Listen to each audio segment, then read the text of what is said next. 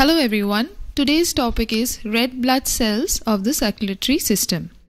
There are three principal fluids in our body: blood, which consists of arteries, veins and capillaries; tissue fluid, which occupies the spaces between the cells in the organs; and lymph, which is present in lymphatic organs such as spleen and tonsils. In today's lesson, we'll discuss more in detail about blood. Blood consists of two parts: plasma, which constitutes 50 to 60% of the blood, and cellular elements consisting of 40 to 45% of the blood. Now, plasma is a light yellow colored alkaline liquid and consists of water, proteins, inorganic salts like sodium chloride and sodium bicarbonate. There are other substances present in the plasma such as glucose, amino acids, hormones, urea and fibrinogen. Plasma from which the protein fibrinogen has been removed is called serum. Cellular elements is formed of three categories: the red blood cells or the erythrocytes, white blood cells or the leukocytes, and blood platelets, the thrombocytes. To understand the basics of circulatory system, we'll discuss more on red blood cells. Red blood cells or RBCs, the oxygen carriers. Red blood cells are also called erythrocytes. Erythros meaning red. RBCs are minute biconcave disc-like structures which are flat in the center and thick and rounded at the periphery. RBCs are very small, about 7.5 micron in diameter.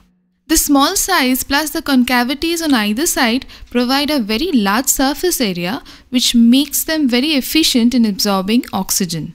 Also, it enables the blood cells to travel through very fine capillaries in the body where they have to travel in a single file. An adult human male has about 5 million RBCs per cc of blood, and an adult female has 4.5 million. RBCs, when mature, circulate in the blood system and are devoid of certain organelles. They have no nucleus, no mitochondria, no endoplasmic reticulum.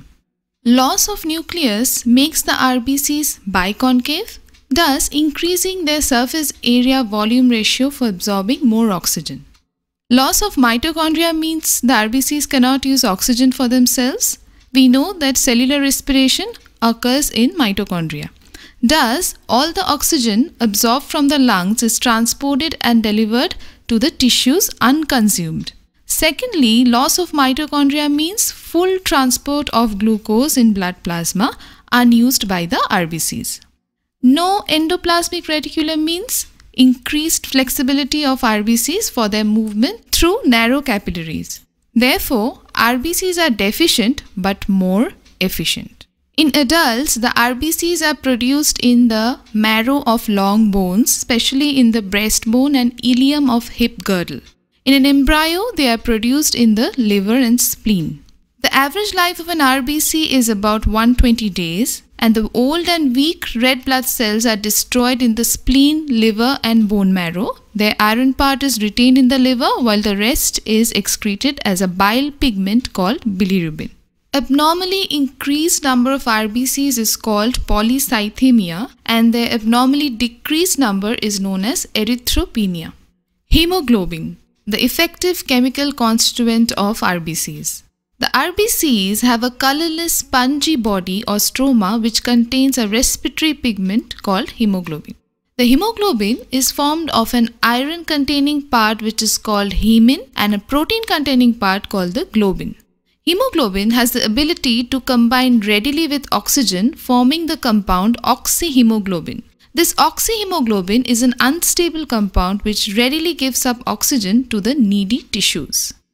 Hemoglobin can carry a very small quantity of carbon dioxide in the form of carbaminohemoglobin. Carbon monoxide poisoning. Hemoglobin has a very strong affinity for the compound carbon monoxide. It forms a stable compound with carbon monoxide, forming carboxyhemoglobin. Carboxyhemoglobin cuts the capacity of the blood of transporting oxygen, sometimes resulting in death. For example, carbon monoxide poisoning may cause death due to furnaces burning in small rooms without ventilation. Thank you for watching and listening.